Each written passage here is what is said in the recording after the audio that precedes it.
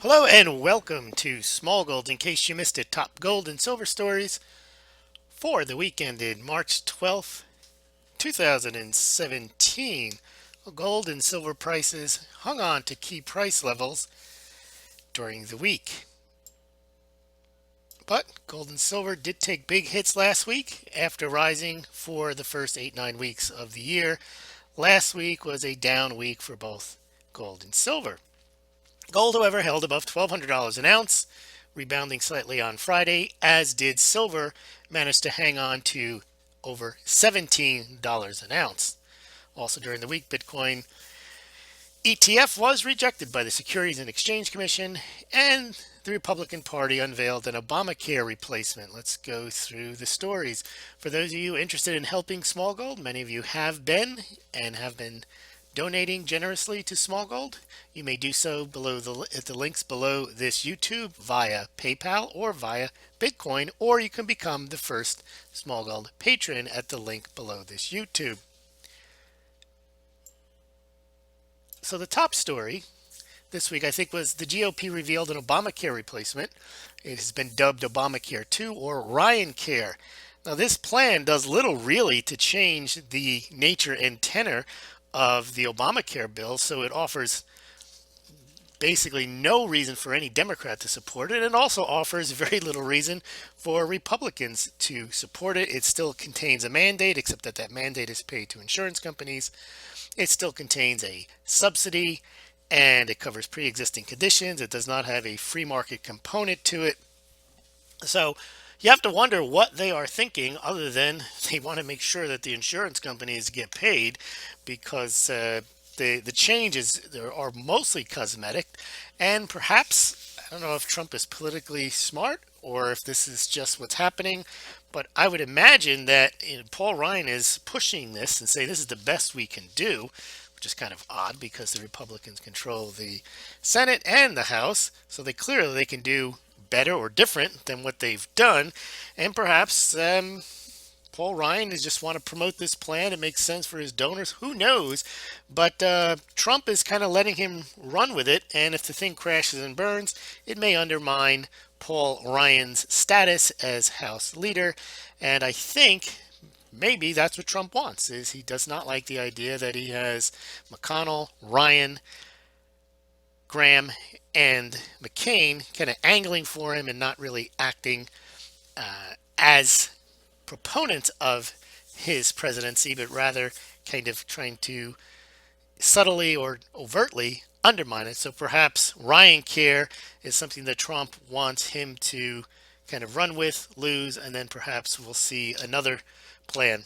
In any event, top economic story of the week, we had the Bitcoin ETF go down in flames. Now, I did a podcast and analysis of it. It's at the bottom of this particular YouTube video. I mean, at the blog post on Smaulgld is also on YouTube, so you can check it out. It's the YouTube next to this one.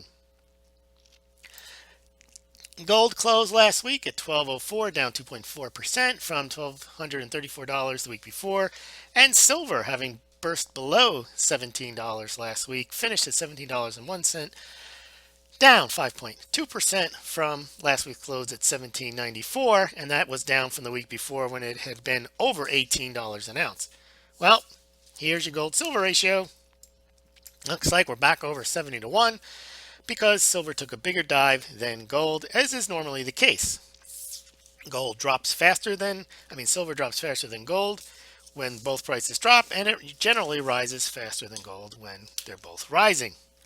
Well, you can see here, these moves upwards indicate bigger drops in the price of silver than the price of gold during the week. Here's your pitch again to make your donations to Smaulgld via PayPal or Bitcoin. Okay, so here are the stories we covered during the week. We did manage to get out the American Gold Buffalo sales report. We are still, I have to report on Perth Mint February sales for silver and gold. I have to report on Indian gold and Indian silver imports. We don't have that out yet. And we also have to report on the Shanghai Gold Exchange February numbers. So subscribe, stay tuned. We will have those out early next week. and then of course we'll cover whatever breaking news comes during the week. But those are 5 blog posts and podcast YouTubes that have yet to be written.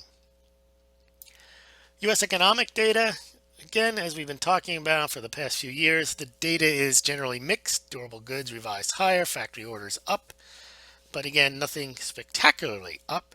U.S. mint sales, we've already gone through February sales. They were down significantly from January, and to date in March through the 10th of March, we have not seen any significant pickup in sales. I include the numbers every day, or the daily numbers, in the Smaulgld blog post for the week ended, and I also publish them when they get released daily on Twitter. So if you want to follow them daily, you can go to Twitter, Smaulgld at Twitter, and you can see those amongst other things in the Twitter timeline.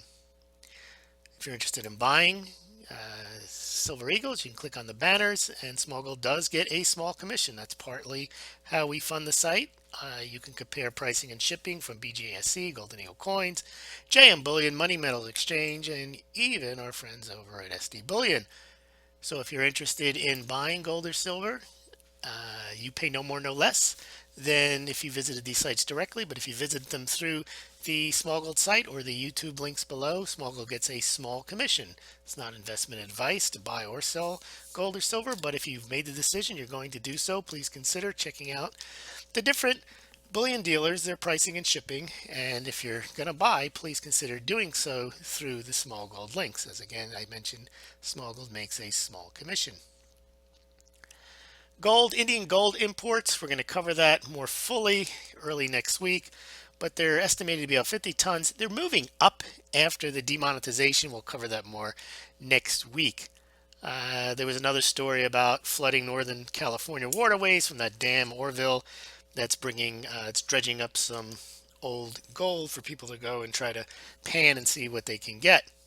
Story on platinum, won't go through that.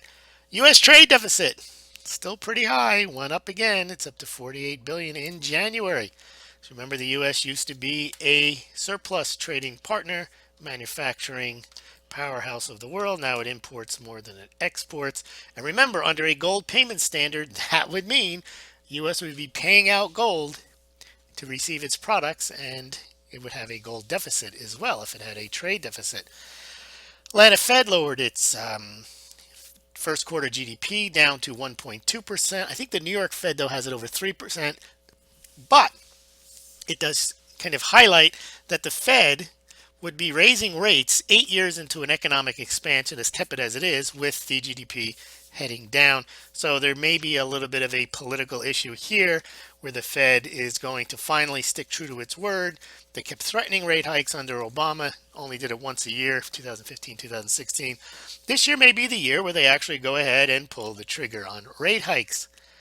India war on cash. And this was interesting. The Supreme Court in India is actually taking a look at what the government did in demonetizing the old notes and basically taking the old notes out of circulation. It does seem like an extreme move for a government to basically say the money in your pocket today is not worth anything unless you can bring it in and exchange it for new notes, which they didn't have enough of, or bring them into a bank and open a bank account. I just don't see why a government would do that. I know they were trying to kind of flush out some criminality or black market cash in the system, but to inconvenience or worse an entire population of a nation of over a billion people just seems very extreme, and it just seems like the end result to get some corruption out it was far exceeded the benefits or the harm done to the Indian people. But that leads you to believe that perhaps that wasn't the real reason they instituted the demonetization in the first place. We'll talk about that also when we talk about the latest silver and gold import and demand numbers out of India early next week. There's some more links you can click on to make your gold and silver purchases. Now, People's Bank of China announced another update to their gold reserves. They added a few tons, but you could see here over the last 4 months it's basically flat. They bought, they sold, they bought small amounts. They're still at 1,842 tons. people who listen to me enough know that I don't need to go on the new rant about how what the People's Bank of China has is not necessarily all of China's gold, but I'll quickly repeat it. China clearly has mined over 5,200 tons of gold since 2000, so clearly and they don't export it, so there's more gold in China than are on the People's Bank of China's balance sheet, and also they import massive tonnage through Hong Kong and also through Shanghai Gold Exchange. But for purposes of this discussion, I cover it monthly. The People's Bank of China added some tonnage, but not too much, and they have basically been flat. You can check out that below, or you can go to the Smaulgld website. Now, there was a good story here. Arizona committee passes bill to treat gold and silver as money and remove capital gains taxes. See where that one goes. Here's more Fed or economic data. Productivity, okay. Labor costs higher, productivity down. That's not good.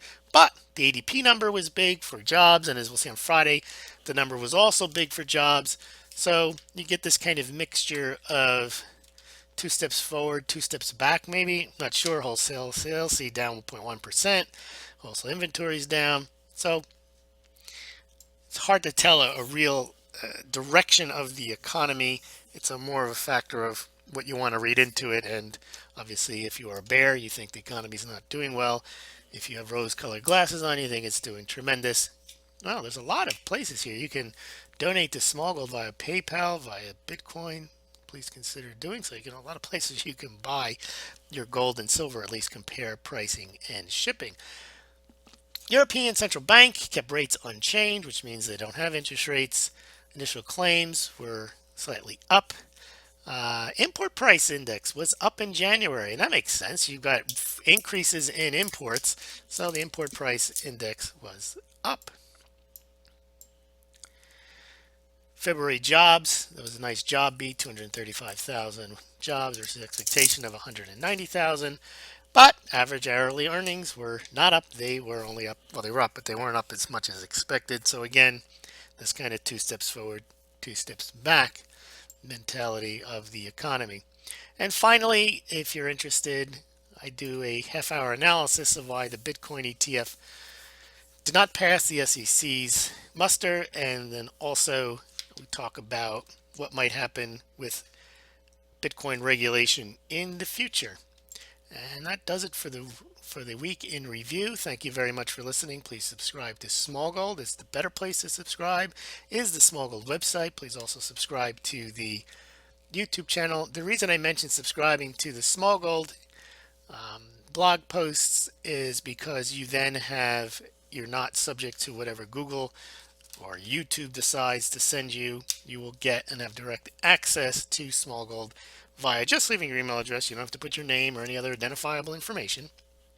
I don't send any other emails other than that come from the Smaulgld site. So, and I try not to send an email every time I do a blog post, which may be up to 5 times a week, but I won't send 5 emails a week, most likely. I'll only send the ones that I think are key and you need to see.